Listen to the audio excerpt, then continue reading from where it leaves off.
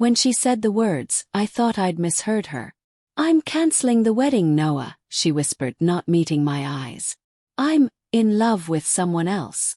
The air left my lungs like I'd been punched. My fingers went numb around the mug I was holding. Steam rose from the coffee, but suddenly I couldn't feel the warmth. "Who?" I managed, my voice sounding foreign. Her lips trembled. "Ethan." For a heartbeat, the name meant nothing. Then it hit me, Ethan Cole, our wedding planner. The same guy who had just texted me that morning about the final floral arrangements. The same man I'd invited to dinner twice because she said he was such a professional. I forced a bitter laugh. "You're joking." She shook her head, eyes glistening with tears that I wasn't sure were for me or him. It was like watching a stranger confess to a crime. My fiancée, the woman I'd spent 3 years loving, planning a life with, now looking at me with guilt, pity, and something else. Relief. "Ethan makes me feel seen," she said quietly. "You're a good man, Noah, but somewhere along the way, we lost the spark.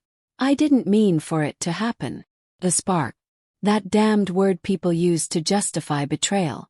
I stared at her for a long time before finally saying, "I understand." Her brows furrowed. "You understand?" "Yeah," I said softly, nodding. "You've made your choice. I won't beg you to stay." And then I stood, walked into our bedroom and closed the door. I didn't slam it. I didn't shout. I just sat on the edge of the bed and listened to her move around the apartment. The click of her suitcase wheels, the small sobs, the final soft click of the front door closing behind her. The silence that followed was unbearable. 2 hours later. The calm shattered. I wasn't going to sit and drown in heartbreak while they played house behind my back. My hands trembled as I scrolled through my phone, found the contact, Harper and Company. Events, Ethan's employer. When the line picked up, I didn't hesitate. "I think you should know that your employee, Ethan Cole, has been having an affair with one of his clients, my fiancée Claire." The woman on the other end went dead silent. Then quietly, "Mr. Bennett, that's a serious accusation." "I have proof," I said. "Text messages, photos, dates that were supposed to be about floral arrangements but were dinners for two." It wasn't entirely true yet. I didn't have evidence, but I knew enough. And by the time I was done explaining the timeline, her voice had turned icy and professional. "Thank you for bringing this to our attention. We'll handle it internally." By nightfall I got confirmation. Ethan was fired. Apparently, Harper and Company had a strict policy against personal involvement with clients, especially engaged ones. He was escorted out of the office, and the company issued a formal apology. I didn't expect satisfaction, but when the message came through from Claire, "What did you do?" I felt something close to it. "I just told the truth," I replied. Her response came minutes later. "You ruined his career. He didn't deserve that." I typed, then deleted a dozen replies before finally settling on, "Neither did I." And then I blocked her number. The 3 a.m. knock. It was 3:07 a.m. when the banging started. First I thought I was dreaming. Then I heard it again, thud thud thud, urgent, desperate. I got up, heart pounding, and opened the door. Claire stood there, soaked from the rain, her mascara streaked, hair clinging to her cheeks. Behind her, Ethan hovered, pale, angry, and reeking of alcohol. "What are you doing here?" I asked coldly. "You destroyed his life," she shouted. "Do you even understand what you've done?" I looked past her to Ethan. "You brought her here." He stepped forward, fists clenched. "You didn't have to go to my company, man. You could have talked to me like an adult." I laughed bitterly. "Talk to you? You mean the guy who was sleeping with my fiancée behind my back while pretending to help me plan the happiest day of my life?" He opened his mouth, but I cut him off. "Save it. You played yourself. You broke company rules and you got caught. Don't make me out to be the villain." Claire's voice cracked. "We love each other, Noah. What we had, it's real." I stared at her. "Then why are you here at my door crying?"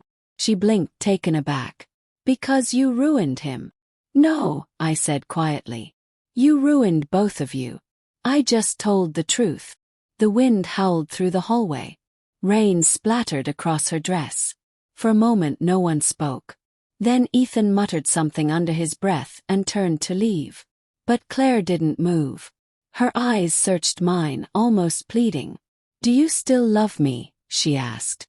It was such a soft question that I almost didn't hear it. I hesitated. Once I would have said yes without thinking. Once I would have taken her back, no matter what she'd done. But standing there, looking at the wreckage of who she'd become, I realized something painful but freeing. I think I loved who you were, I said finally. Not who you've become. Her face crumpled. Tears fell freely now, mixing with the rain. Please, Noah, she whispered. I made a mistake. I thought I wanted him, but... I stepped back and gently closed the door.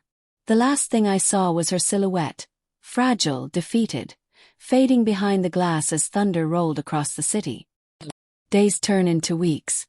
Heartbreak doesn't vanish overnight. It lingers, in the silence, in the memories, in the way you reach for a voice that's no longer there. The first few mornings were the worst. The untouched mug beside the coffee pot. The bed too wide. The faint smell of her perfume on my pillow.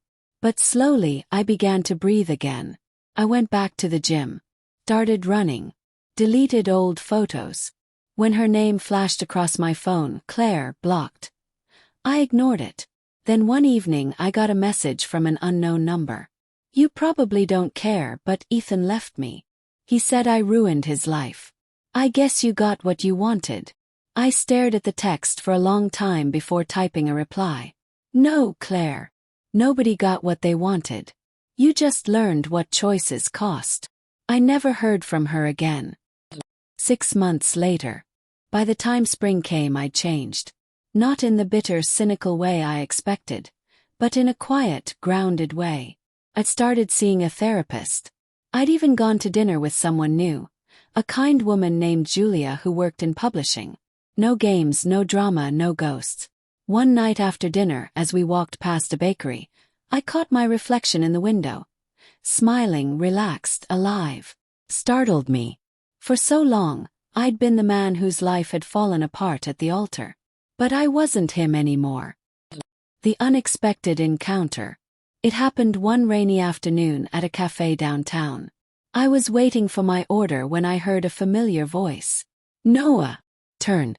Claire stood there, holding a paper cup, wearing a faded coat. She looked thinner, older somehow.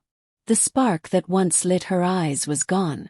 We exchanged awkward pleasantries. She said she was working part-time at a design firm. He nodded. There was a pause, heavy with unsaid things. Then she said quietly, I'm sorry for everything. And for the first time I believed her. I know, I said. She gave a small, sad smile. You really did love me, didn't you? I did, I admitted. But I also learned that love without respect isn't love. It's just pain wearing perfume. Her eyes welled up, but she nodded. You deserved better, Noah. I got better, I said softly. Her lips parted as if to ask who. But she didn't. She just whispered goodbye and walked out into the rain. I watched her disappear around the corner. A shadow swallowed by the storm. The call that changed everything. A week later I got an email from Harper & Company. Mr. Bennett, following the incident last year, we'd like to offer you complimentary full-service planning for your next event, with our sincerest apologies for what occurred. I laughed out loud, shaking my head. Life had a strange sense of humor. When Julia came over that night, I showed her the email. She grinned. You should take them up on it. For a wedding, maybe. I looked at her, really looked, and felt something calm, steady, and real. Maybe someday, I said. For the first time in a long while, I wasn't haunted by the past. The woman who broke me had become a memory. The man I'd been, naive, trusting, blind, had learned something invaluable. That love isn't proven in grand gestures or vows, but in quiet loyalty, the kind that doesn't crumble when temptation whispers. And as I wrapped my arm around Julia, I realized the truth.